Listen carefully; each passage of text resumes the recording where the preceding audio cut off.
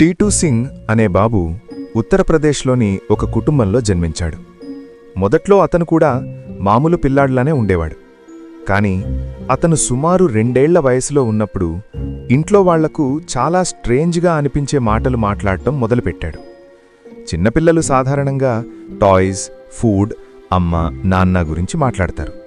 కాని టీటూ మాత్రం తన గురించి వేరేలా మాట్లాడేవాడు. నేనీ ఇంటివాడిని కాదు అన్నట్టు, నా అసలు ఇల్లు వేరే చోటుంది అన్నట్టు మాటలు చెప్పేవాడు. మొదట్లో ఇంట్లో వాళ్ళు ఇవన్నీ చిన్నపిల్లాడి ర్యాండమ్ మాటలే అనుకున్నారు.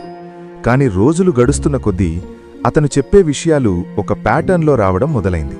అతను తన పేరు టీటూ సింగ్ కాదని, తాను గత జన్మలో ఇంకో వ్యక్తినని చెప్పేవాడు. అంతేకాదు, ఆ వ్యక్తి పేరు, అతని పని, కుటుంబం గురించి కూడా చెప్పేవాడు. ఇది ఇంట్లో వాళ్లను భయపెట్టింది.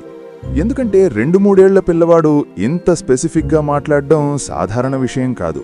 టీటూ సింగ్ చెప్పిన ప్రకారం గత జన్మలో తన పేరు సురేష్ వర్మ అని. అతను ఒక షాప్ ఓనర్ అని చెప్పాడు. అతను తన కుటుంబ సభ్యుల గురించి, తనకు భార్య ఉందని, పిల్లలున్నారని కూడా చెప్పాడని రిపోర్ట్స్ చెబుతున్నాయి. కాని అసలు షాకు ఇక్కడ మొదలవుతుంది. ఎందుకంటే అతను తన గత జన్మలో తాను ఎలా చనిపోయాడో కూడా చెప్పాడు. టీటూ చెప్పిన ప్రకారం సురేష్ వర్మ అనే వ్యక్తిని కొందరు కాల్చి చంపారు. అంటే ఇది సాధారణ డెత్ కాదు, మర్డర్. ఒక చిన్న బాబు ఇలా మర్డర్ గురించి, గత జీవితం గురించి మాట్లాడటం వల్ల ఈ కేస్ మరింత సెన్సేషనల్ అయింది. ఇంకా అతను తన గత ఇంటి లొకేషన్ గురించి, తన షాప్ గురించి కూడా కొన్ని వివరాలు చెప్పాడు. టీటూ సింగ్ కేస్ని ఫేమస్ చేసిన బిగ్గెస్ట్ రీజన్ ఒకటి ఉంటే అది అతని శరీరంపై ఉన్న బర్త్ మార్క్స్. రిపోర్ట్స్ ప్రకారం అతని బాడీ మీద కొన్ని మార్క్స్ ఉండేవి. వాటిని చూసిన కొంతమంది ఇవి గన్ షాట్ వూండ్స్ లాగా ఉన్నాయని చెప్పారు. అంటే గత జన్మలో కాల్చి చంపబడ్డ వ్యక్తికి ఎక్కడ గాయాలయ్యాయో అలాంటి మార్క్స్ ఈ బాబు బాడీ మీద కూడా ఉన్నాయని క్లెయిమ్ చేశారు. ఇలా ఈ విషయం స్లోగా బయటకు వెళ్ళింది.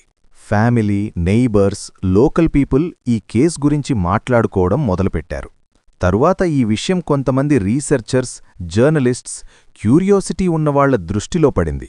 టిట్టూ చెప్పిన పేరు, లొకేషన్, ఫ్యామిలీ డీటెయిల్స్ వెరిఫై చేయడానికి ప్రయత్నాలు జరిగాయి. అతను చెప్పిన సురేష్ వర్మ అనే పేరు నిజంగానే ఒక వ్యక్తికి సంబంధించినదా? అలాంటి వ్యక్తి ఉన్నాడా? అతనికి నిజంగా ఫ్యామిలీ ఉందా, షాప్ ఉందా, అతని డెత్ మర్డరా అనే ప్రశ్నలతో వాళ్లు ఎంక్వైరీ చేశారు. ఇక్కడే ఈ కేస్ చాలా ఇంట్రెస్టింగ్ టర్న్ తీసుకుంది. ఎందుకంటే రిపోర్ట్స్ ప్రకారం టిట్టూ చెప్పిన డీటెయిల్స్కి మ్యాచ్ అయ్యే ఒక వ్యక్తి ఉన్నాడని, అతను నిజంగానే ఒక వయలెంట్ ఇన్సిడెంట్లో చనిపోయాడని కొందరు క్లెయిమ్ చేశారు. ఇదే పాయింట్ వల్ల చాలామంది ఇది నిజం అని నమ్మడం మొదలుపెట్టారు. వీడియో నచ్చితే లైక్ చేయండి. ఇలాంటి వీడియోస్ మిస్ కాకూడదు అంటే ఛానల్ సబ్స్క్రైబ్ చేయండి.